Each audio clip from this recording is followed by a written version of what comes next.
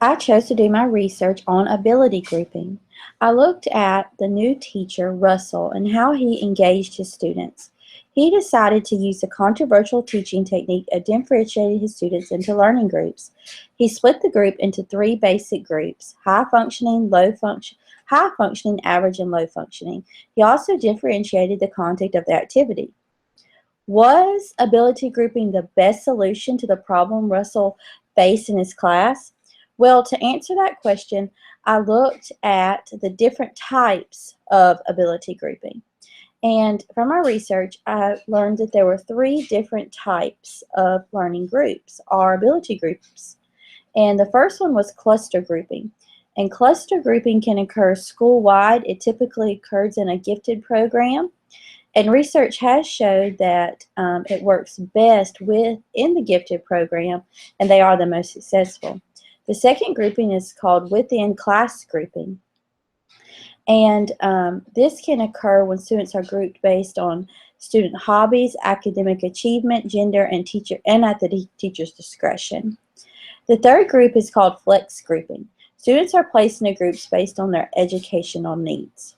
Students are continuously evaluated throughout the year to see if progress is made accordingly, and the groups can definitely change at any time. This is the group type that was used in this case study.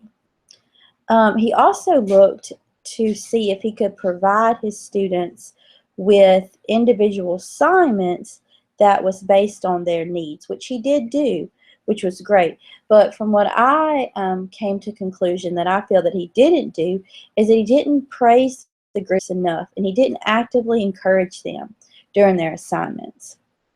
So I looked at the question, or came up with a question: could the students have done better if their classroom environment were more positive?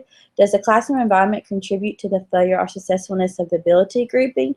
The research does show that this is true, that it does play a big part in it, because typically the lower achieving groups struggle with the feeling of self-doubt and pity.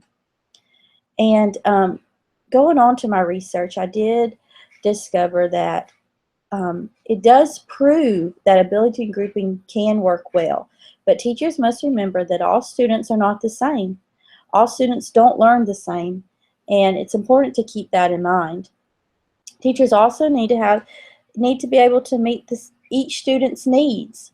A dedicated teacher with the willingness to be creative, to meet students' needs, and to meet their individual needs will be successful in learning all students and all their learning abilities.